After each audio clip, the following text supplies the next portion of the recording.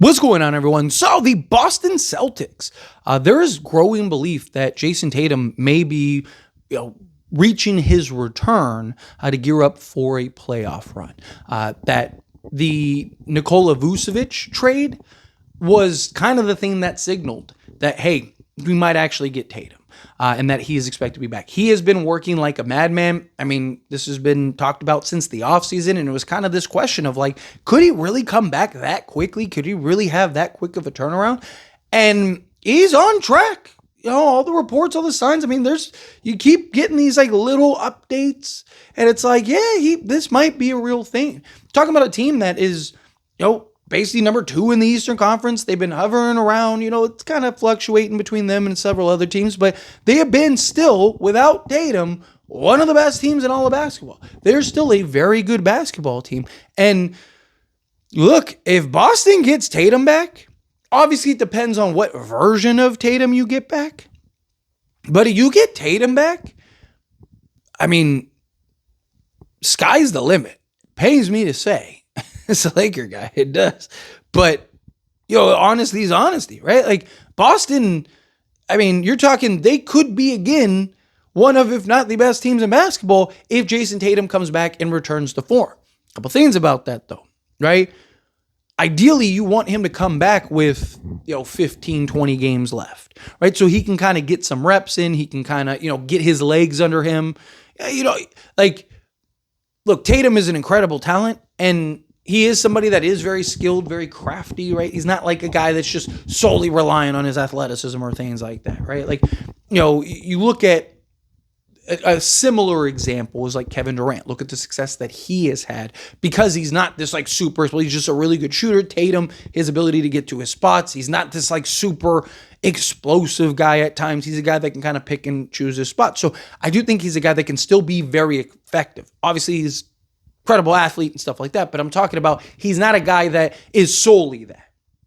Like you look at somebody, say, like a Giannis, that situation, this would be a very different kind of like, can he even get back to the form that he's at? Plus, Tatum's still young enough and stuff, so that's something that I do think could be very interesting.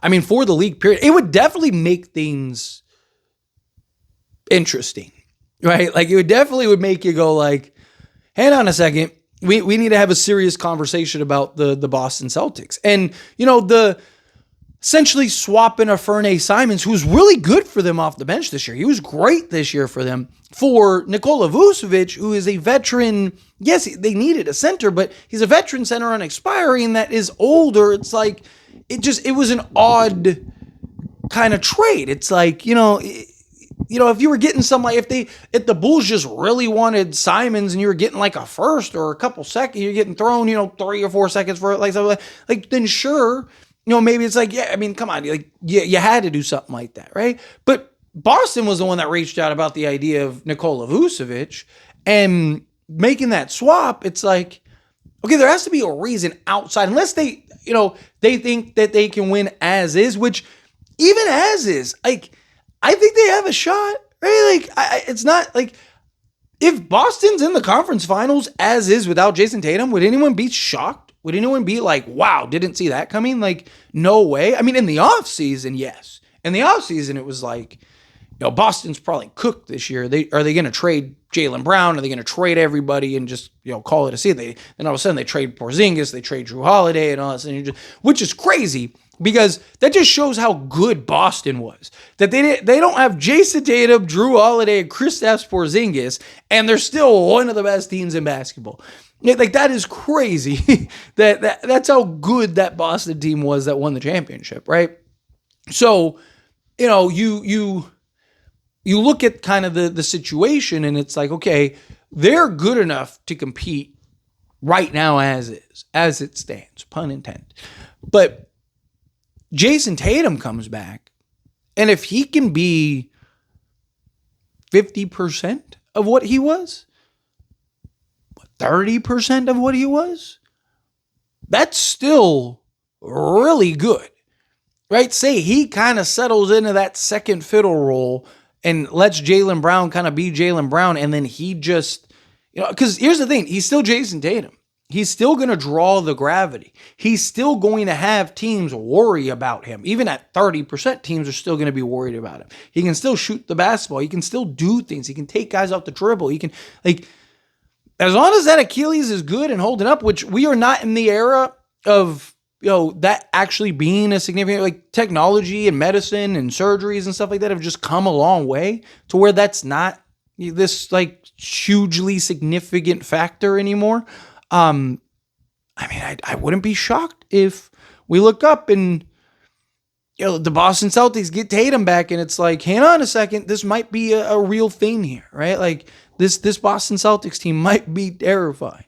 And, we'll see. We'll see how it all plays out. Obviously, Tatum has to return.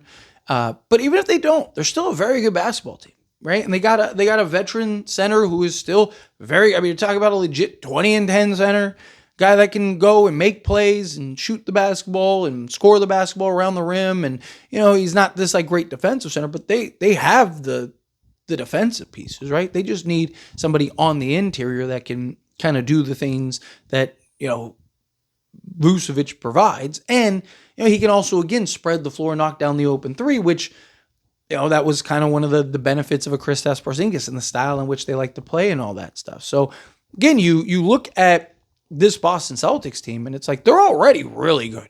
They're already tough. They're already, one of the 5 to 7 best teams in basketball this season thus far. They have experience. They've been there, done that. They're a team that is comfortable in these situations come playoff time. They're a team that, has talent, and Jaylen Brown's playing like a superstar and doing all this stuff.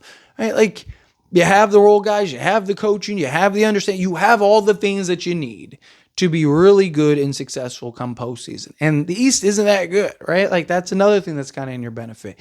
And then, by the way, you might get Jayson Tatum back. It's like, it's crazy, right? Like, seriously, like, that is something that could end up happening. Obviously, again, you ideally want to get Jayson Tatum back with, at least 10 games so he can kind of work his way in, get his legs in a room. Like, you don't want to just jump into the postseason and then now Tatum's playing, right? You could bring him off the bench and stuff like that for the postseason, right? Kind of do what you did with Kristaps Porzingis. But, ideally, again, you want him to get some reps and stuff. Even if you do bring him off the bench, you don't want to have to just throw him into a playoff situation, and that's his first game back and the first game he plays this season. Like, that is pretty tough. But anyway, as always, this is a discussion. I pass a question to you. Let me know your thoughts and opinions down in the comments. That being said, if you haven't liked this video, hit that like button. Helps me out. So we enjoy these types of videos, and I truly appreciate it. Not subscribe channel, hit that subscribe button. Turn on the bell notifications. Appreciate y'all. See you in the next one.